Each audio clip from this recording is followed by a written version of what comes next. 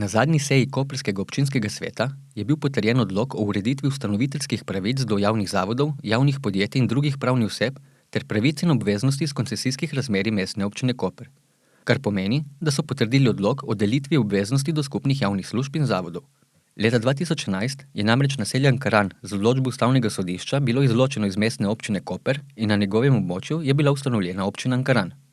4 leta po ustanovitvi občine Ankaran sta občini sklenili sporazum o delitvi obveznosti, s katerim se določa delitvena razmerja za pokrivanje obveznosti do gospodarskih javnih služb in zavodov.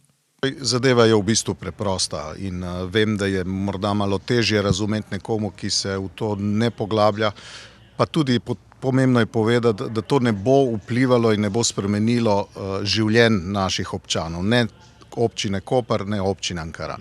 Torej gre za javne zavode in druge javne subjekte, o katerih delitve premoženja se občini Ankaran in Koper nista mogli sporazumeti dokončno o tem. In zaradi tega, ker se nista sporazumeli, je nastopila situacija, v kateri je naša občina se odločila, da bo svoje ustanoviteljske pravice v teh zavodih določila z odlokom.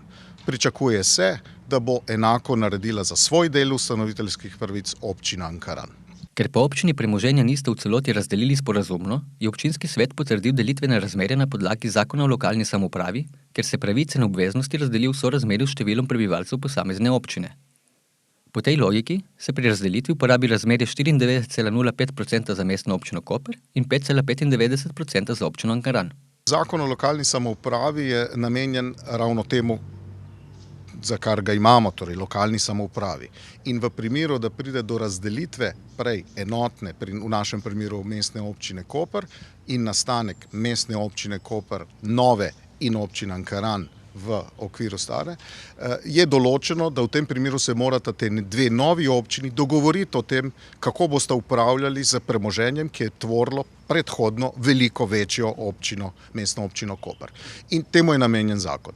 In zakon določa, da če se ne uspeta občini, novo nastali občini, dogovoriti do določenega roka, ki je že minil, potem nastopi delitev po samem zakonu in zakon govori, niste se zmenili, pomeni po številu prebivalstva, ki ga imata vsaka od novo nastalih občin, se pridobijo tudi pravice v organih upravljanja posameznega tega subjekta, ki ni bilo razdeljeno. Ima tudi druge določbe, da ne razlagam, naprimer, če so to nepremičnine, se šteje, da na območju tiste občine nove, ki se nahajajo, je od tiste občine in še za druge stvari. Ampak trenutno ta odlok ureja vprašanja, ki se nanašajo na te subjekte. Tako bo Mestna občina Koper po tem razmerju soustanoviteljica javnih zavodov, kot na primer Ljudske univerze, Pokrajinskega muzeja, Zdravstvenega doma in ostalih. Bo pa za izvrševanje tega odloka ustanovljen skupni organ Mestne občine Koper in občine Ankaran. Ta bo domoval na sedežu Mestne občine Koper, deloval pa bo po načelu rotacije, kar pomeni, da se bo predsednik organa, torej župan, menjal vsako leto. Skupni organ upravljanja je obvezen organ, vkolikor nastopi ta situacija, ki je nastopila med občino Ankaran in občino Koper. Torej, ko pride do tega, da sta dve občini vključeni, naprimer v obalnih lekarnah ali v gasilski brigadi, ki skupaj morata upravljati z tem premoženjem in sprejemati odločitve, ki so pomembne za izvajanje dejavnosti teh zavodov, potem mora biti ustanovljen organ, ki tehnično uredi, kako se bo to dejansko izvajalo. V praksi bo to tako, da bosta oba župana se dobila, se poskušala dogovoriti in če ne bo prišlo do dogovora in ne bo to vprašanje v pristojnosti obeh občinskih svetov, ker v tem primeru župana nimata nobenih pristojnosti, morata oba občinska sveta sprejeti svoje odločitve, torej v primeru, da ne spada v pristojnost občinskih svetov, bosta župana enostavno o tem glasovala. In če bo prišlo do tega, da res ne morata doseči, čeprav je dolžnost nas politikov, da jim tako reči, da se zmenimo, potem v skrajni situaciji bo lahko občina Koper v teh zelo omejenih vprašanjih preglasovala občino Ankaran.